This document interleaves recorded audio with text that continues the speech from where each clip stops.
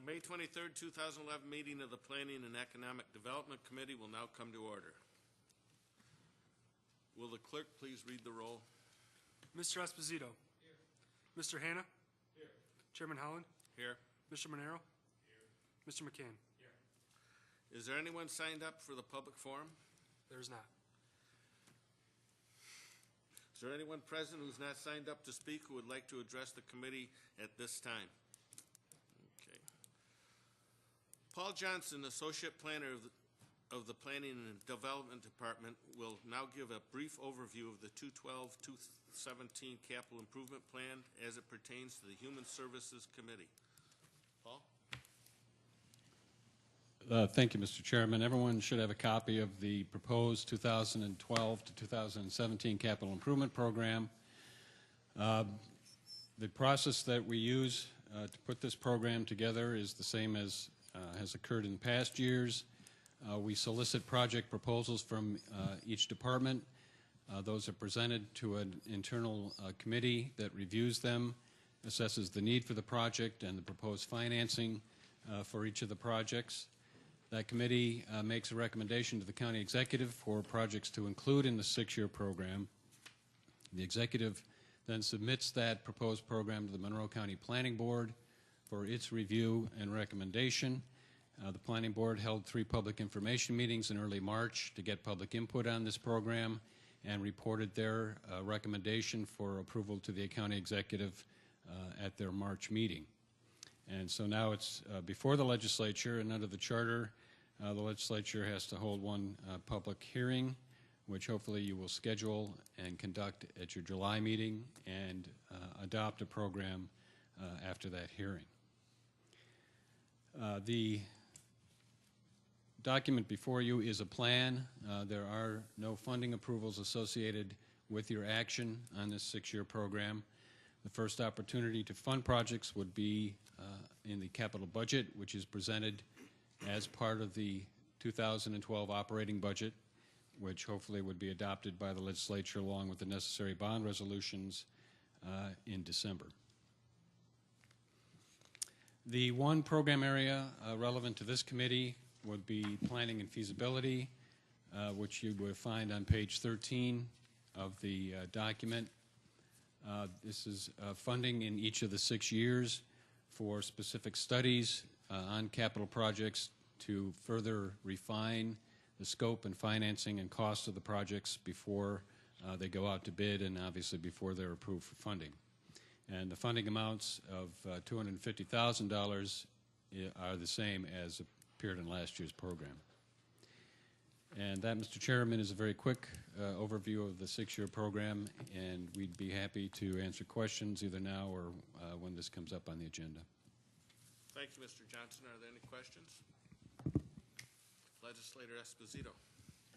Thank you, Mr. Chairman, and thank you, Mr. Johnson, for your work in preparing this. Last year, I believe, which is my last year on the Planning Committee, there was a concerted effort made to delay projects to reduce the current short-term expenses related with some of the new debt service. Was there any kind of strategic effort made like that for this year's or this plan before us? Through the chair, we did in our instructions to the departments back in September ask them to keep their proposals consistent in terms of scheduling and dollar amounts for this 6-year program.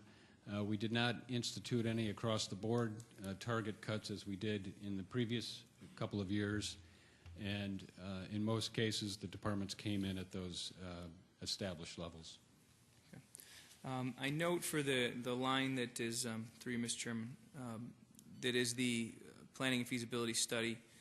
Obviously the number has been reduced in the last couple of years, but a lot of the money that's been authorized in previous CIPs and subsequently capital budgets has not been issued, or no debt's been issued on it. Is it the plan that this $250,000 that will be before us in each of the next 6 years, and including this year, there will be asked to authorize more bonding for that amount, or will we be using the previously authorized amounts from previous capital years?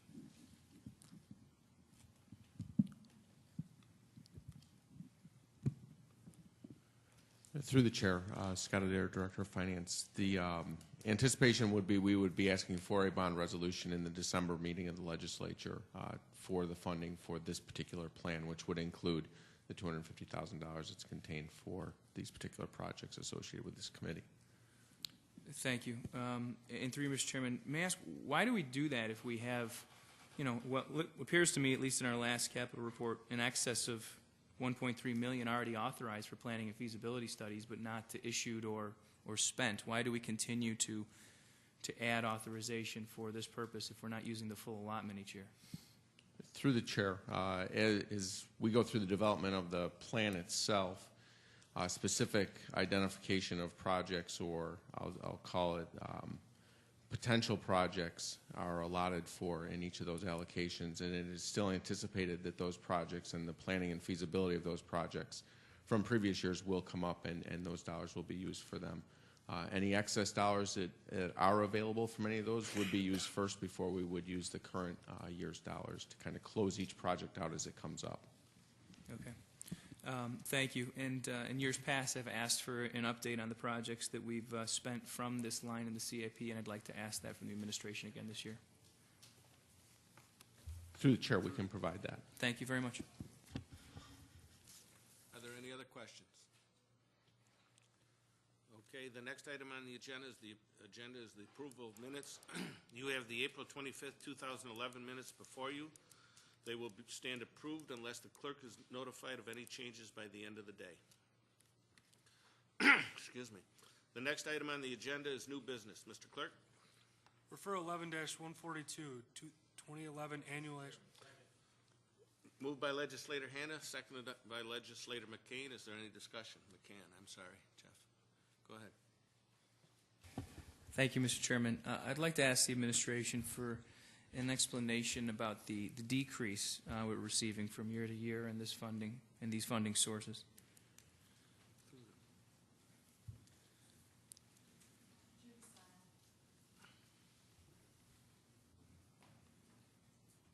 Judy Seil, Director of Planning and Development for the county. Through the chair, the allocation is a federal funding, so overall the federal government has cut back 16.7% on all CDBG funds, with the fiscal year starting August 1st. Okay, and so through you, Mr. Chairman, is the majority or all of the decrease in the CDBG line? Through the chair, it's overall for CDBG and home. Okay. And through you, Mr. Chairman, legislative action number 3 indicates that the money for these funds will be put into a specific fund. Does this fund currently have a balance to it? Are we spending all of the money we get in every year as we go? Through the chair, we do spend it all. We do, okay. And I also note that one of the objectives in the budget we passed last year for the first home club subsidies, there's a significant decrease in the number of participants we hope to serve this year. Is that related to the decrease in funding in this program, or is there some other factor?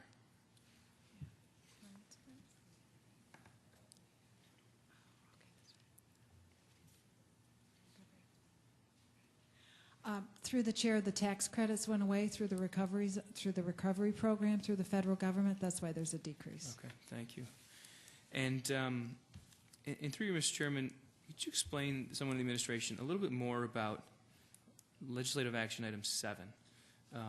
This gives the county development office and the county executive the ability to receive and reappropriate funds that accrue in the form of program income in connection with the programs offered by this office. What does that mean? What kind of income are we talking about? Through the chair, there are loans that are repaid back to the county for economic development, as well as if a particular resident is given a grant, they have 5 years. If they move out of the area during that 5 years, that money can come back, but we do put it back into the program. Okay, so that's how it would be reappropriated, is back into the program? Through the chair, that is correct. Thank you. And through Mr. Chairman, is that identified directly in the budget, or how is that? Through the chair, it is. Okay. Thank you very much. Thank you. Are there any other questions? Legislator Monroe. Thank you, Mr. Chair. Through you, just a couple of quick questions, if I may, Mr. Chair. Again, through you, I'm wondering, you indicated that the CDBG and the home funding had been cut. How about the emergency shelter grants? Had that also been cut? There was an increase in the emergency shelter grant from 84 to 117,000. Thank you. Also, do we have any idea, through you, Mr. Chair, what the overall impact will be? Has there been any assessment on the, $500,000 is a significant, actually, I think that's a huge impact given that it's a $3 million program overall that we're talking about. So, has there been any real assessment of the impact of this cut? Through the chair, if there were various programs that were applied for, we had to take an overall look at how much needed to be cut. Some of the public works projects, typically when we get applications in on those from the towns and villages, depending on the low mod areas in those particular communities, if they had over 4, we were granting $50,000, and we had to cut that back down to $41,000. So yes, it did have an impact on primarily the public works projects. Okay. And through you, Mr. Chair, what towns were receiving funds through this program? Through these programs, I should say, Mr. Chair? We received through the chair, we received proposals from 28 of the towns and villages. Proposals were not received from the towns of Parma, Pittsford, Sweden, or the village of Pittsford and Spencerport, and every town that did apply did get an allocation.